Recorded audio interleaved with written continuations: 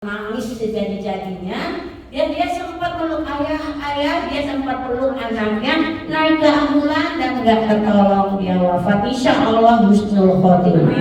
Ya, karena kita lihat track recordnya dokter ini, dokter yang sangat-sangat soleh dan selalu mengajarkan nilai-nilai luhur agama.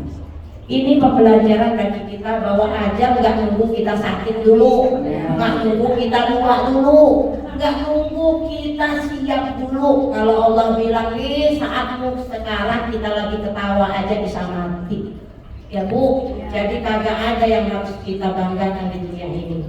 Yang kedua, Ibu tahu Najah yang terkenal, Hafiz, ya, hafal Al-Quran 30 juz. Tidak hanya hafal Al-Qurannya, posisi ayatnya, ya, halaman berapa, baris ke bawah, baris tengah, baris kanan. Bu, kalau dia itu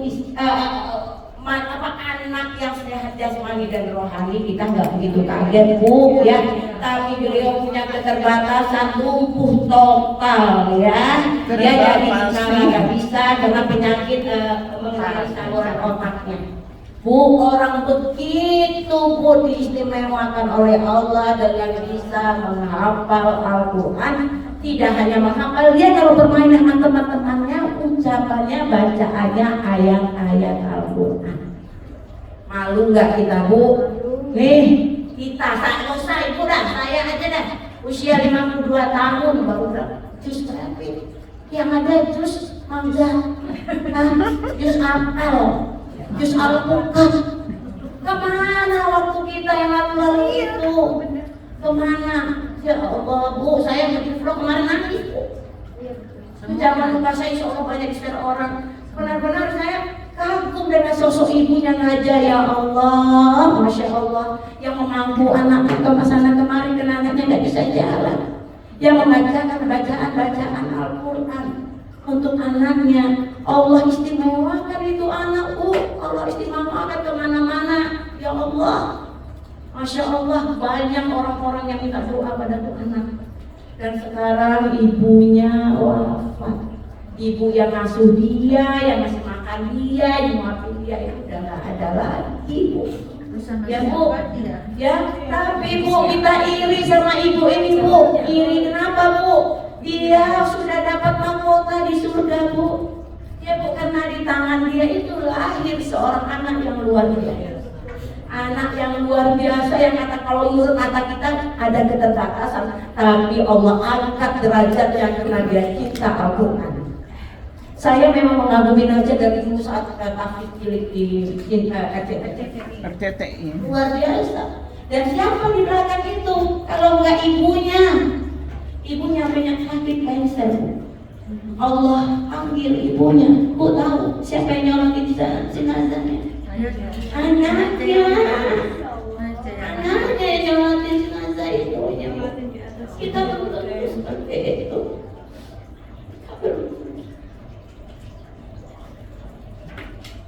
Kadang-kadang kita harus muhasabah diri.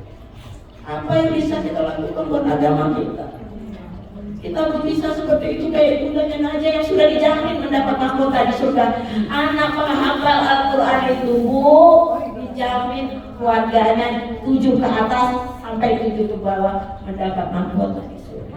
Kita siapa yang jamin Bu? Kita bingung anak kita sekolah di mana? Ya termasuk saya. Kalau saya sekolah S2, ya ini koreksi diri semuanya Bu. Kadang kita lebih mementingkan pekerjaan anak kita nanti mau jadi apa.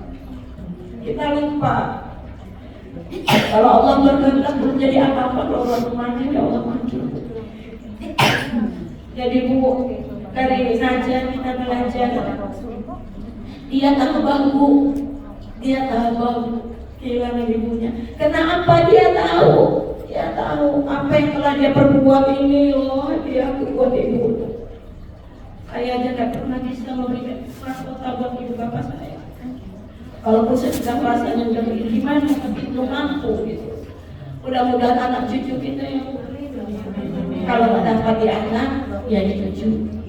dia dapat dicucu, diuyun.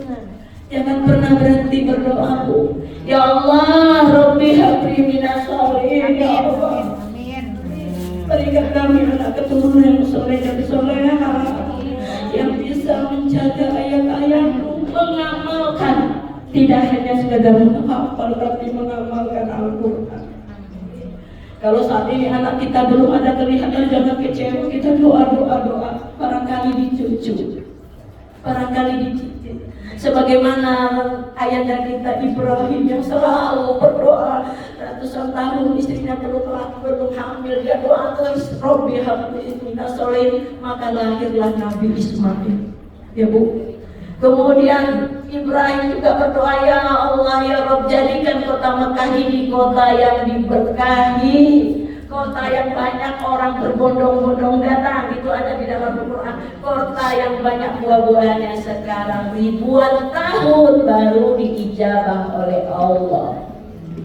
Jangan pernah kita berhenti berharap punya anak-anak yang soleh dan solehah, karena itu adalah wasilah cara kita untuk masuk surga. Karena kita nggak tahu. Sudah banyak teman-teman kita eyang dan dulu kita ya, sudah mungkin banyak teman-teman ibu yang dekat sudah pergi untuk selama-lamanya. Keluarga kita, kakak saya ada 5 orang yang wafat.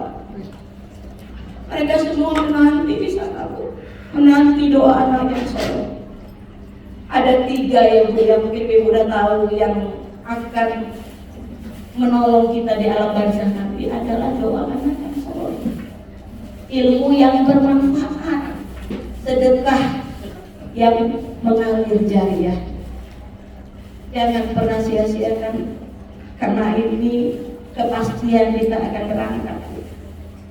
Ya, kita nggak tahu, jangan merasa oh saya sehat, saya mah semua bagus, kolesterol bagus, jantung keren, semua bagus, saya sehat. Nggak bisa. Banyak orang lagi jalan tahu-tahunya pulang udah tinggal almarhum. Nggak bisa. Pasrah kita, pasrah. Kita tawakal kepada Allah, kita doa kepada Allah, ya Rabb, mudah-mudahan ya Rabb kalau kita mati nanti husnul khotimah. Husnul khotimah. Karena itulah cita-cita tertinggi kita, Bu. Suami, anak, harta semua kita tinggalkan. Kita pergi gak bawa apa-apa, Bu.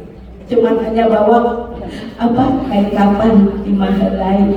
Gak ada kantong, Bu, di kain kapan itu buat naruh handphone. Gak ada. Jadi ibu-ibu semuanya, mungkin sekali-sekali saya bicara di depan ibu-ibu. Kalau saya kan biasanya bicaranya di depan saudara kita yang muslimah.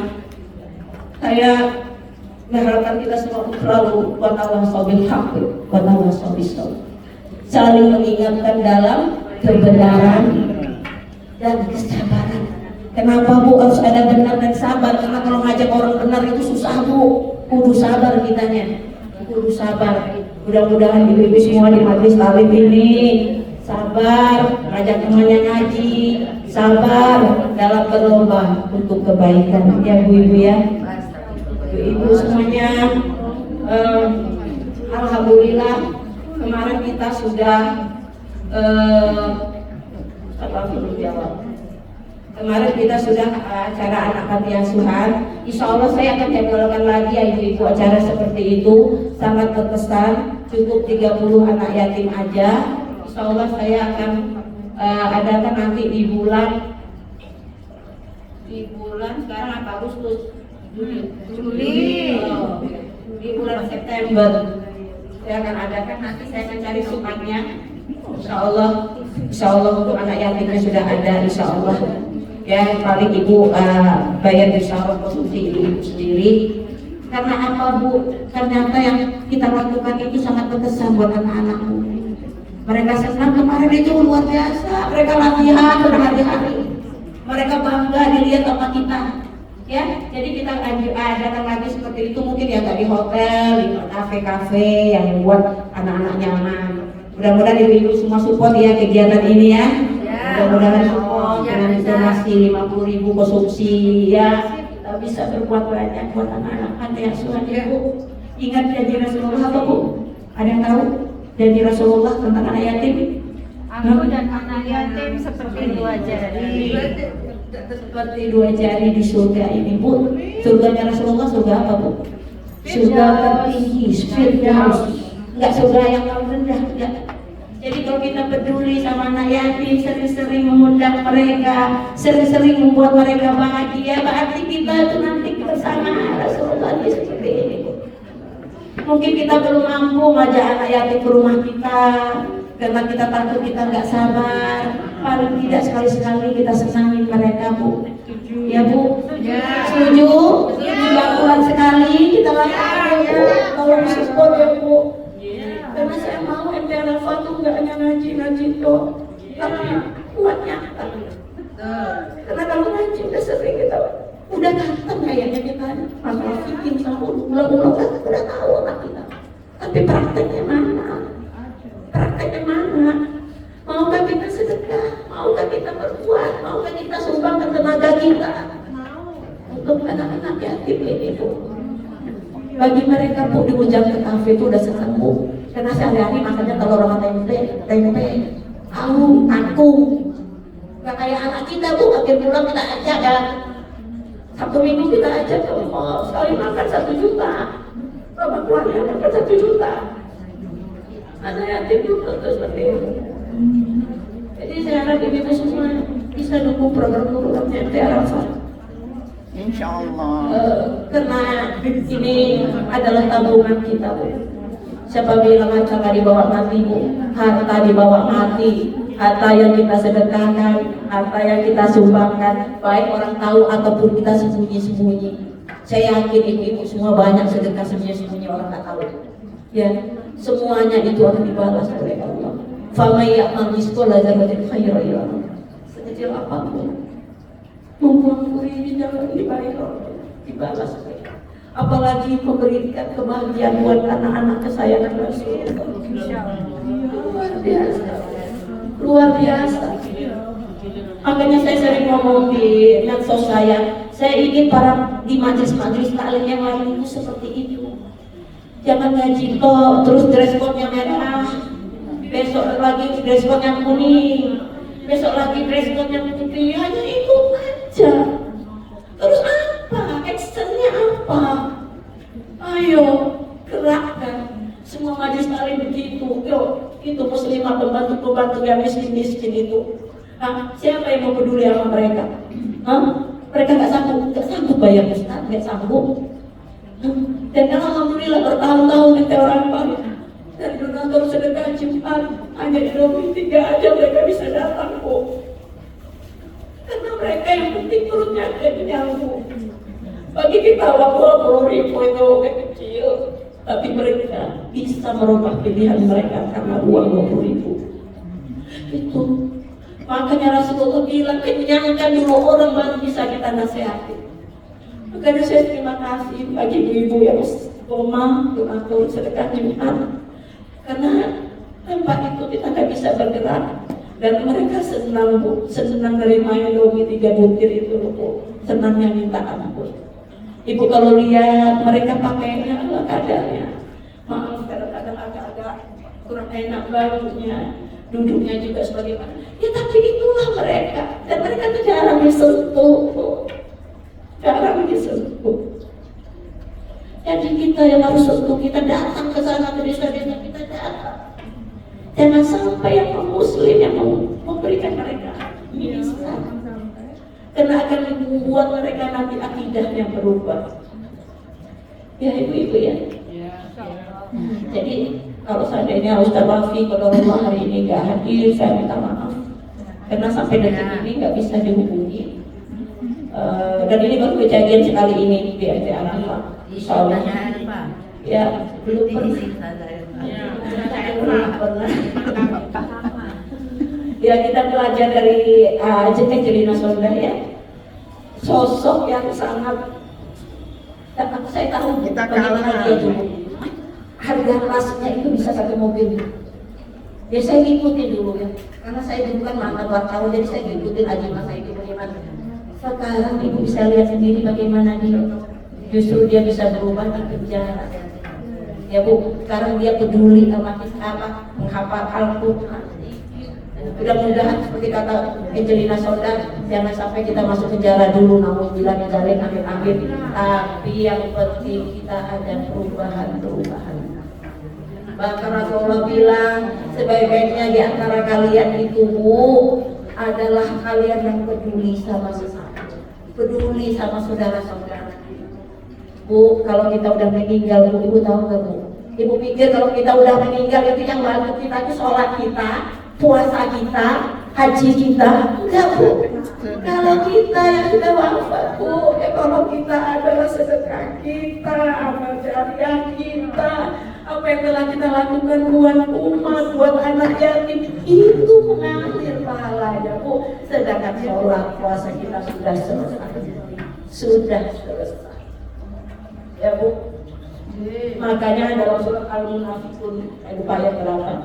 Allah berfirman, orang-orang yang wafat yang sekarang ada di kuburan itu, Bu, minta sama Allah, ya Allah, kembalikan lagi aku ke bumi ini, ya Allah, kembalikan lagi, hidupkan lagi aku, ya Allah. Kita minta sama Allah, untuk apa kami ingin kembali?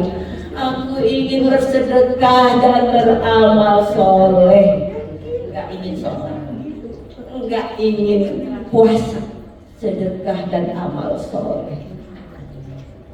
Allah Maha tahu rekening kita, deposito kita, Allah tahu. Kita bisa ngomong ke teman-teman, aku nggak punya duit putek, habis. Allah tahu berapa deposito kita. Jangan selalu kali kalau dalam untuk berinfak bilang nggak punya duit. Jangan, mending ngomong gini, masih ada yang urusan yang lain. Nanti duitnya benar-benar hilang. Ya, ini kesempatan, Bu, kesempatan. Maka kadang-kadang saya sama kalau saya minta lemari, baju saya itu luar biasa buahnya. Makanya suka saya keluarkan, sebagian saya kasih, sebagian saya jual-jualin untuk saya masukkan lagi ke dalam kas amal kita. Coba lemari ibu kayak apa memudahnya? Dipakai semua enggak? Kalau enggak dipakai, mending dikasihkan, dibagikan, atau dijual uangnya diinfak. Boleh dikasihkan, tapi kalau kita mengasihkan kepada orang yang mampu, lebih baik uangnya itu masukkan sedekahkan ke anak yatim, kemana? Oh iya bagus, dibagikan, iya. Jangan sampai numpuk. Ditanya semuanya, Bu. Ya saya juga suka begitu, Bu. Kadang-kadang makan suka nggak habis, perut udah memuntah. Tapi ya gimana? Ini sisa makanan ini, dia akan bersaksi nanti. Aku nggak basi, aku nggak busuk, tapi aku nggak makan. Aku kadang-kadang kalau saya suka nggak habis ini saya minum, Bu. Ini buat apa? Nggak dihabisin, akhirnya saya peluk aja udah, mending saya ngabisin. Jadi, Bu, segalanya akan diminta kepada. Jangan sampai kita jadi orang yang takor, merasa amal kita banyak, tapi ternyata sudah terkikis habis. Ya, mudah-mudahan kita saling mengingatkan ya, Bu. Ibu juga ingatin aku, karena aku manusia biasa. Ya, Bu. Mudah-mudahan husnul khotimah kita semua. Ya, kadang-kadang saya punya, kadang-kadang rasakan aku masih dekat banget. Kadang-kadang kepala kelingan, kadang-kadang dada sesak. Kayaknya udah mulai dekat nih. Itu udah mulai tenang. Allah, kalau memang saatnya, lalu la ilaha illallah Muhammad Rasulullah. Ibu doa terus ke ujung nafas kita.